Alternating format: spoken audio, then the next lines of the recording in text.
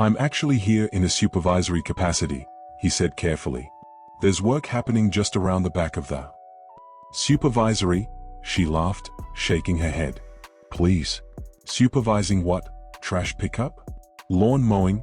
She was insulting him not until her husband came out and recognized him as he trembled in fear.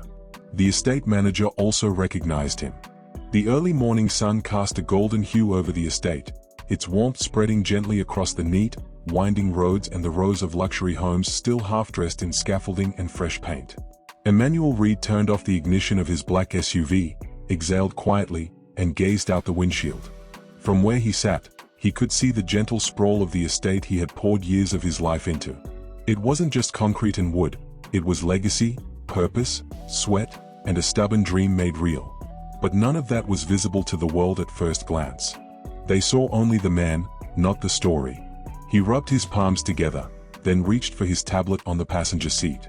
The field plans were open, the outlines of the next phase in the estate's development. He studied them for a moment, then leaned back and stared ahead. Behind his stillness was a storm of thoughts. Sometimes he wondered what his father would say if he could see him now, owning not just a company, but the land itself, overseeing a project of this scale. A black man with his name on title deeds and payrolls in a part of town where, not too long ago, people who looked like him weren't even shown the houses, let alone allowed to build them. He had chosen not to live in the estate himself. That was never the goal.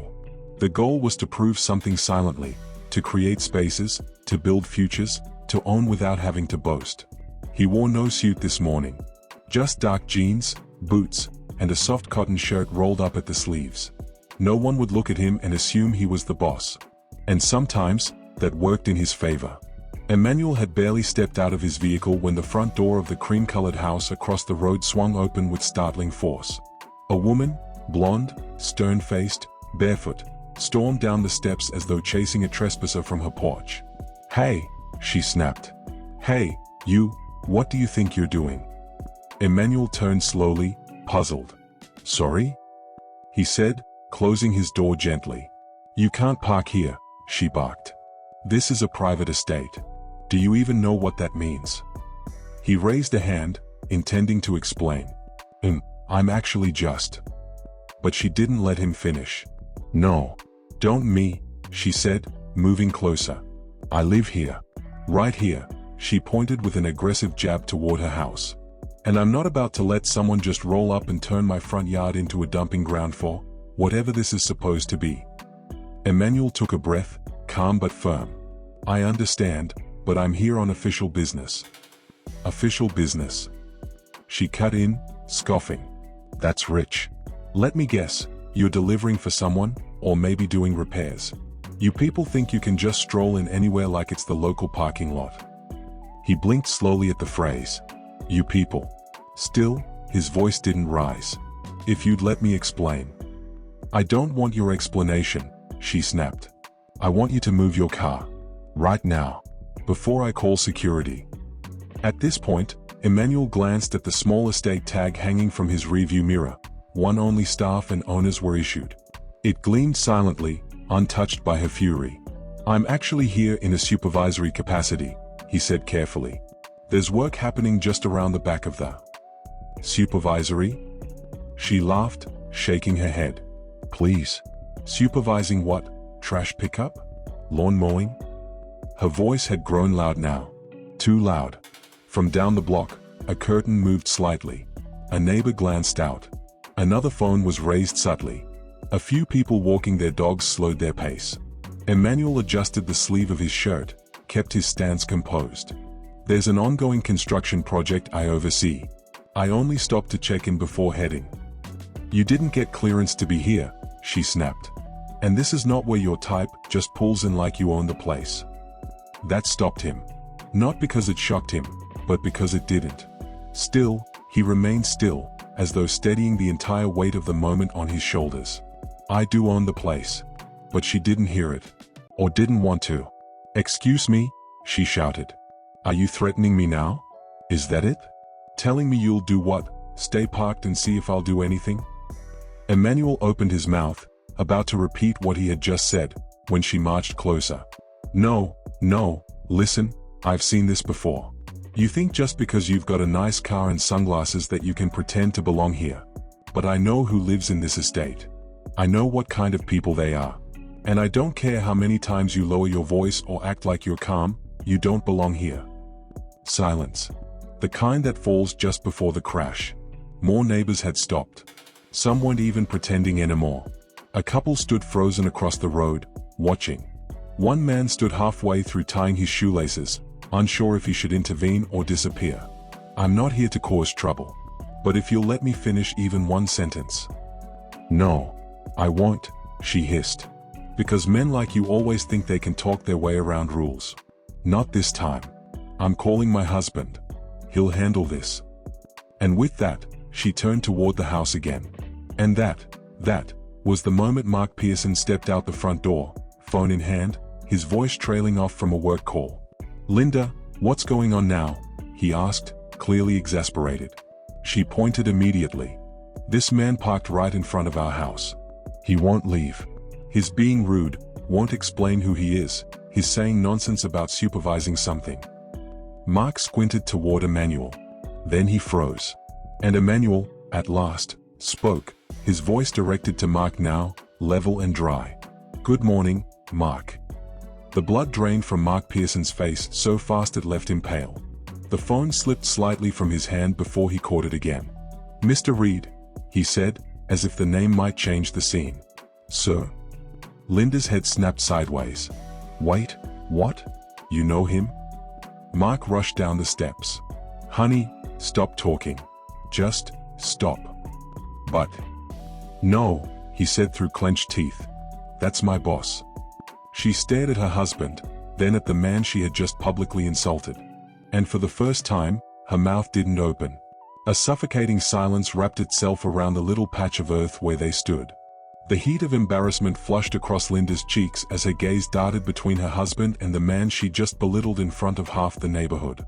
Mark stepped forward quickly, the panic in his movements betraying how deeply he knew they'd crossed a line that couldn't be undone. Sir, I had no idea you were coming today, he said, his voice trembling slightly. If I had known, this wouldn't have happened. Emmanuel looked at him. Not with anger. Not even disappointment.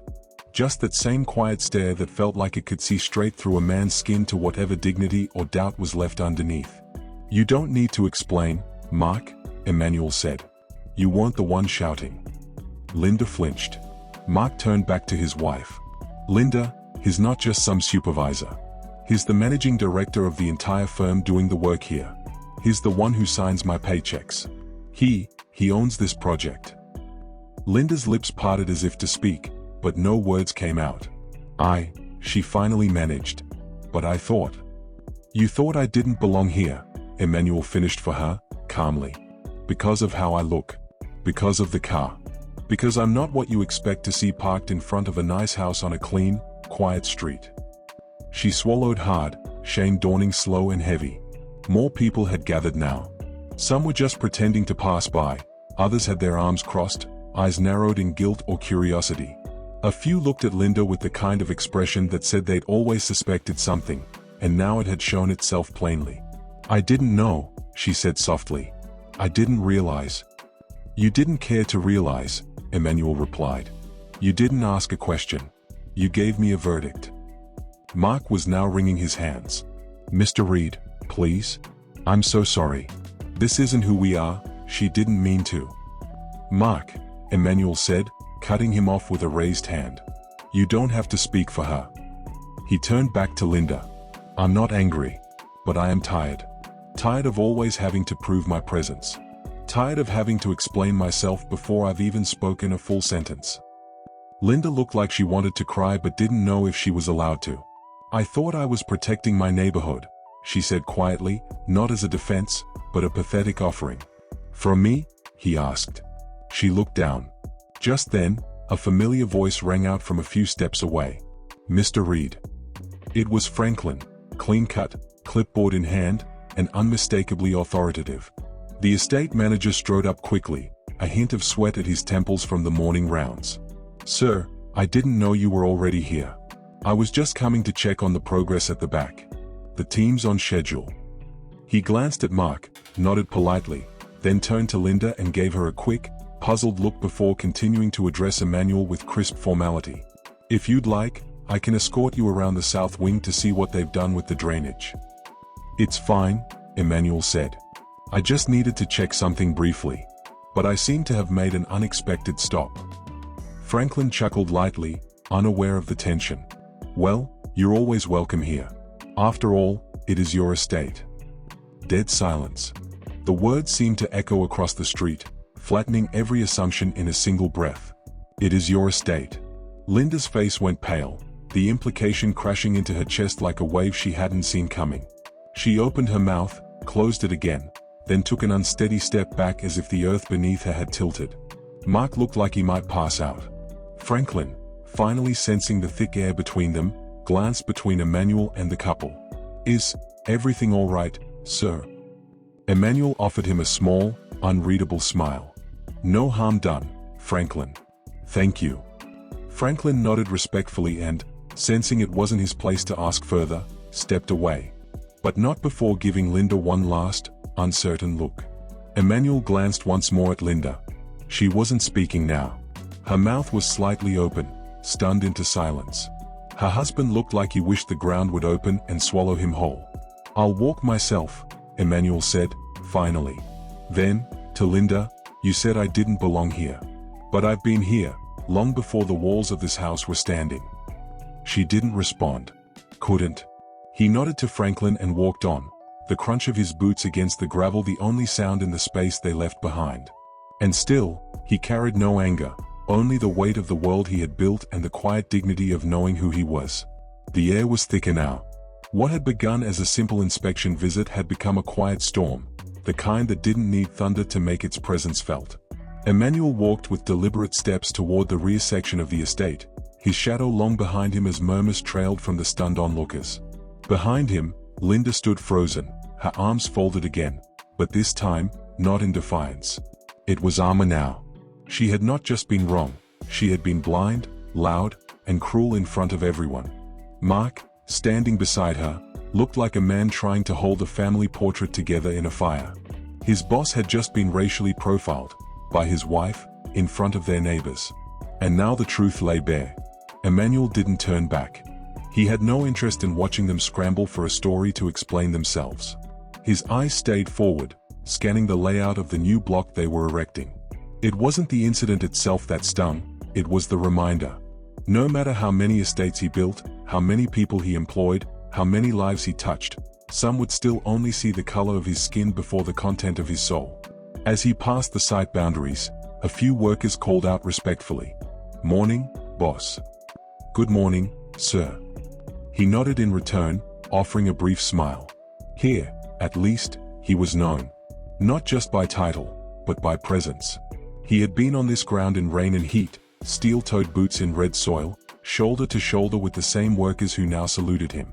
There was something healing in that, the rawness of honest labor, the absence of false airs. I built this estate to create something better, Emmanuel said finally. Not just homes. A space that reflected care, dignity, purpose. And yet. He stopped, sighed. And yet, the first assumption is that I'm trespassing. Franklin looked at him then, not as an employee but as a man who'd seen enough years to know a thing or two about pain. Some people see walls, he said, even when they're standing at a door. Emmanuel smiled faintly at that. That's poetic. I've been working with you too long. They shared a brief chuckle, but it didn't quite chase away the sting. Back at the front of the estate, the tension was still unraveling. I didn't know, Mark, Linda said, her voice cracking a little. You never told me what he looked like. I just assumed. Mark turned to her, jaw clenched, eyes cold. You assumed he wasn't important. Because he's black. Say it. She looked down, shame pooling in her throat. Mark ran a hand over his face. Do you have any idea what that man has done for this company? For me? Do you know how many promotions I've had because of him? He didn't owe me a thing, but he gave me chances. And today, you humiliated him. I said I didn't know. You didn't ask. Her silence was louder than her shouts had been. Down the block, Emmanuel finished his walk through. The workers updated him on progress, a few cracking jokes, trying to lift his mood. He appreciated the effort. It reminded him that even in the shadows of prejudice, there were lights, small, consistent, kind. As he turned back toward the exit, he saw Mark standing near his SUV, fidgeting. Emmanuel approached quietly. Mark straightened, swallowing hard. "Sir," he began, but Emmanuel held up a hand. "Don't," he said gently. "It's done." Mark shook his head. "It's not. She was wrong. And I'm ashamed." Emmanuel turned back to her, and the moment slowed again. He looked at her, not with malice, not with superiority, but with something far more disarming, pity. "You were so sure," he said quietly. "So convinced that I didn't belong, that my presence was a threat, that the only explanation for me being here was that I was here to take, not to build." She shook her head slightly. "I didn't know. I swear, I didn't know." "You didn't care," he said, echoing himself from before. "And that's the part that hurts most. You saw a man you didn't recognize, who didn't look like you, and you chose to lead with suspicion instead of curiosity. Judgment instead of grace." Tears welled in Linda's eyes now. Her voice cracked. I was just trying to protect my home." "But that's the thing," Emmanuel said gently. "You thought it was yours. You thought you were the gatekeeper of this community. But the truth is, we are all guests somewhere. All of us. And the moment you forget that, you start building walls in your heart that shut out more than just people. You shut out truth, compassion, and everything that makes a neighborhood worth living in." Mark stepped forward again, clearing his throat. "Mr. Reed. Emmanuel, please. She didn't mean any real harm. I'll speak with her." Emmanuel nodded. "You should." Then he turned to Linda again. "But not because of who I am. Not because you just found out I own this land or that your husband works under me. That shouldn't matter. It shouldn't have taken a title to make me human in your eyes." Linda's tears spilled over now.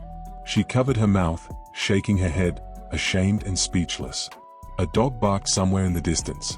A child's bicycle wheel clicked along the pavement. The normalcy of suburban life carried on, as if mocking the stillness between them. Then Emmanuel stepped back, glanced toward the unfinished construction site behind the row of homes, and exhaled deeply. "I've seen worse," he murmured. "But it doesn't make this easier." He began walking toward his car. "Have a good day, Mark." Mark nodded mutely. He paused beside the car, then looked back at Linda one final time. "You don't have to be this person forever," he said. "But you do have to live with who you were today." And with that, he slid into the driver's seat, started the engine, and pulled away, not with anger, not with haste, but with the quiet strength of a man who had been forced, yet again, to carry grace where others had failed to carry decency. The street stayed quiet long after he left. And Linda Pearson stood in her own front yard, realizing for the first time just how much smaller a heart can feel when it has to stretch to make room for truth. Power doesn't always look like what you expect. Respect isn't earned by status, it's owed by our shared humanity. And the measure of a person isn't in the car they drive, the title they hold, or the color of their skin, but in how they carry themselves when the world forgets to see their worth. If you enjoy this story, please like, comment and subscribe. Until next time, stay curious, who knows what story we will uncover next.